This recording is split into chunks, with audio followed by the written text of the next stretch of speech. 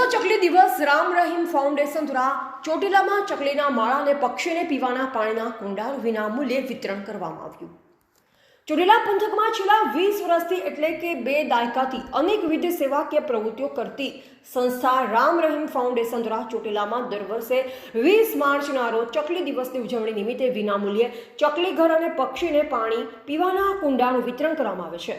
જે નિમિત્તે ચામુંડા રોડ સ્થિત રામ રહીમ ફાઉન્ડેશન કાર્યાલય ખાતે સાંજે 4 વાગે લીંબડી અજરામર સંપ્રદાયના પૂજ્ય શાસક પ્રભાવક આચાર્ય ડૉક્ટર પ્રકાશચંદ્ર સ્વામીજીની નિશ્રામાં શુભ હસ્તે દાતાઓની હાજરીમાં વિતરણ કરવામાં આવ્યું। આશરે 2000 ચકલી ઘર અને 2000 જેટલા પક્ષીઓને પાણી પીવાના કુંડાનું વિતરણ કરી જીવદયાની પ્રવૃત્તિ કરવામાં આવી।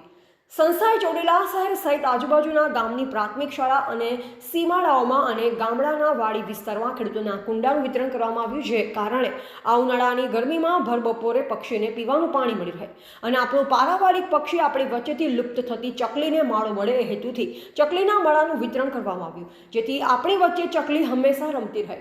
રામ રહીમ ફાઉન્ડેશન ચોટીલા અને સોની જસવંતલાલ જીણાભાઈ જ્વેલર્સ શોરૂમ તરફથી આ ચકલીના માળા અને પક્ષીને પાણી પીવાના કુંડાનું વિતરણ કરવામાં આવ્યું। આ તકે અરિયન ઇન્ડસ્ટ્રીઝવાળા મનસુખલાલ શાહ અને સોની જસવંતલાલ જીણાભાઈ શોરૂમવાળા જસુભાઈ સોની અને લાલાભાઈ સોની ખાસ ઉપસ્થિત રહી આ સેવાનો લાભ લીધો। આ કાર્ય સફળ બનાવવા માટે રામ રહીમ ફાઉન્ડેશન ચોટીલાના પ્રમુખ મોહસિન ખાન પઠાણ, ઉપપ્રમુખ મેહુલભાઈ ખંધાર, જ્યોતિબેન સીતાપરા, પાયલબેન મોરી, ગોપાલભાઈ જાદવ, મોઇન ખાન પઠાણ સહિત ધવલભાઈ કોરડિયા અને બળદેવભાઈ કોરડિયા જેવા પક્ષી પ્રેમીઓ કાર્યક્રમને સફળ બનાવવા જહેમત ઉઠાવી। અહેવાલ અફઝલ મુલ્તાની, સવન ભારત ન્યૂઝ, ચોટીલા, સુરેન્દ્રનગર।